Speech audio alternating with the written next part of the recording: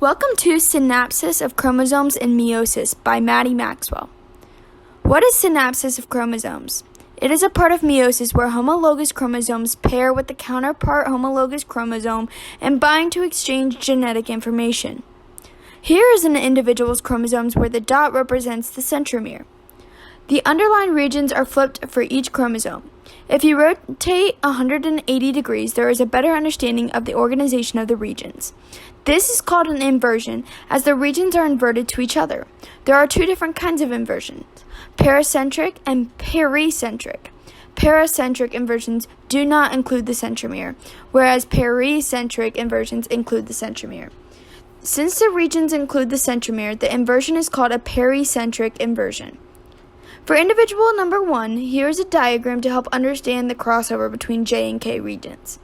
4 chromatids will form out of this crossover. 1 follows the first path and is MIJ centromere KLHG. 2 follows the second path and is MIJ centromere KLM. 3 follows the third path and is GHLK centromere JIHG. 4th follows the fourth path and is GHIJ centromere KLM. To see which of the 4 chromatids will be viable, let's look at what makes a chromatid viable. A chromatid is viable if there are no duplication or deletion.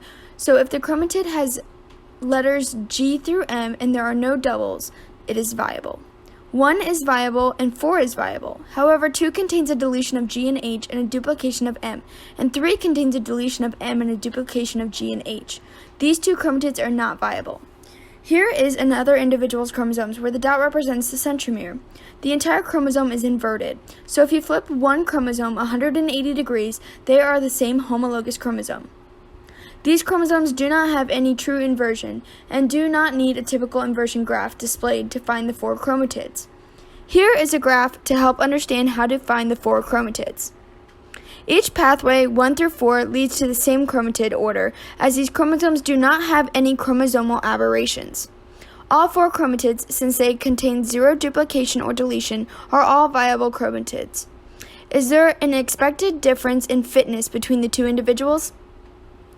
Inversion is the first individual's chromosomes reduces ideal fertility to 50% compared to the second individual's ideal fertility at 100%.